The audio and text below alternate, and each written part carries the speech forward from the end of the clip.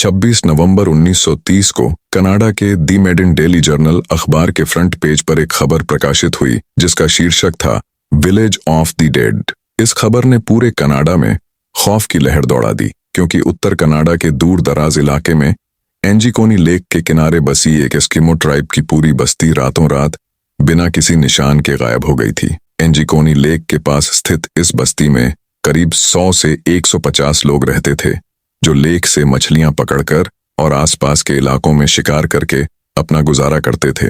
जहां लाखों square kilometre के इलाके में केवल चंद हजार लोग ही बसे हैं। इसकी मुख्य वजह यहाँ का कठोर मौसम है। एंजिकोनी लेक में मछलियों के अलावा आसपास के इलाके में दूसरे जानवरों का शिकार भी होता है और इसके लिए कई शिकारी यहाँ आते रहते हैं। यह नवंबर 1930 का एक ठंडा दिन था, जब जो लेबेल नामक एक शिकारी इस इलाके में शिकार के लिए आया। शिकार में मशगूल होकर जब रात हो गई तो उसने सोचा कि वह पहले की तरह एस्किमो बस्ती में जाकर रात गुजार लेगा। इस कबीले के लोग बाहर से आए लोगों की मेहमान नवाजी के लिए मशहूर थे, लिहाजा जो लेबेल ने अपना सामान बांधा और एस्किमो की तरफ कदम बढ़ाने लगा। जब वह बस्ती के करीब पहुंचा तो उसे वहां खामोशी और वीरानी के अलावा कुछ नहीं मिला। जब वह बस्ती में दाखिल हुआ तो उसने देखा कि वहां न कोई इंसान था और न ही जानवर। कुछ घरों के ऊपर से धुआं उठ रहा था, जैसे अंदर कोई मौजूद हो, लेकिन किसी भी घर में कोई नहीं था। जो लेबेल ने जब बस्ती की गहराई में जाकर देखा तो उसे और भी अजीब व गरीब दृश्य देखने को मिले। कुछ घरों में खाना पकाने वाले बर्तन चूल्हे के ऊपर मौजूद थे,